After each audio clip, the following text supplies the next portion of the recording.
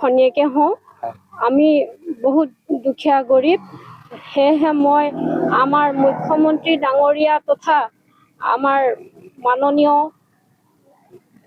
তুলিৰাম ৰংহাং ছাৰক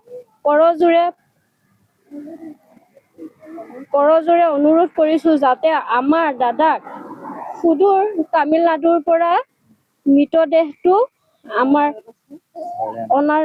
ঘৰলৈ অনাৰ ব্যৱস্থা কৰি দিলে আমি নথৈ সুখী হ'ম। কাৰণ আমি বহুত দুৰ্ভগীয়া। কাৰণ যদি আমাৰ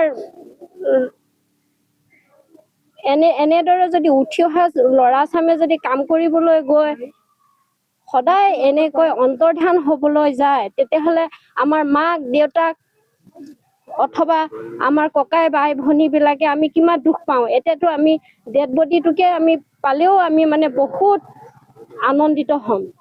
এইখিনিয়ে মই আমাৰ মাননীয় মুখ্যমন্ত্ৰী হিমন্ত বিশ্ব শৰ্মা ছাৰ আৰু আমাৰ কাৰ্বি আংলং জিলাৰ CM ছাৰক কৰজোৰে প্ৰাৰ্থনা কৰিছোঁ, অনুৰোধ কৰিছোঁ সোনকালে যেন আমাৰ ডেড বডিটো আনি দিয়ে।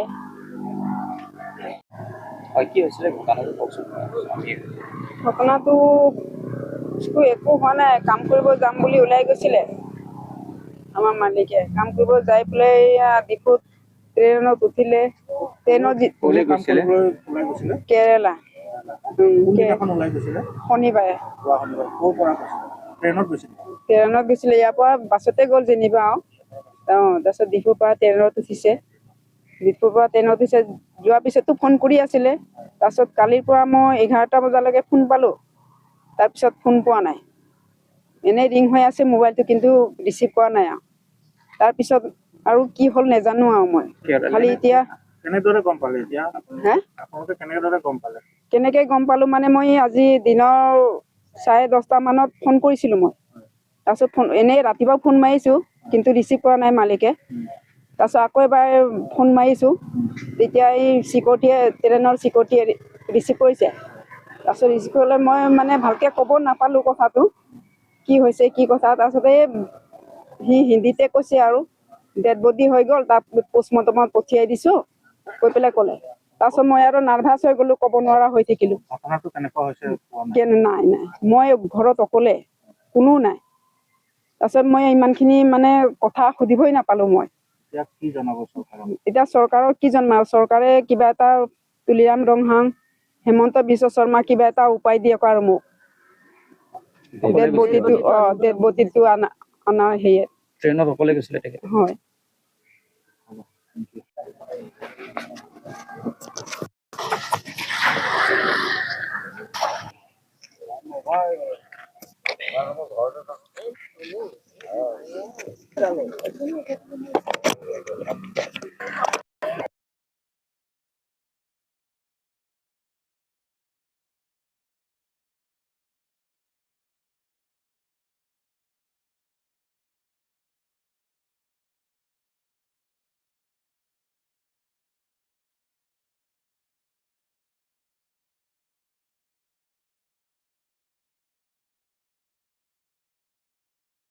ছাৰ, আপুনি যদি আমাৰ ডেড বডিটো আনি দিয়ে কাৰ্বি আংলঙত অসমৰ পৰা, আমি নথৈ আনন্দ পাওঁ।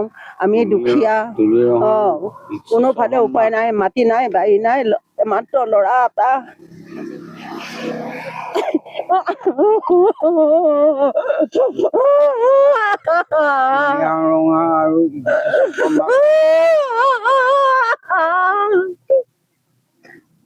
আমাকনো কোনে চাব?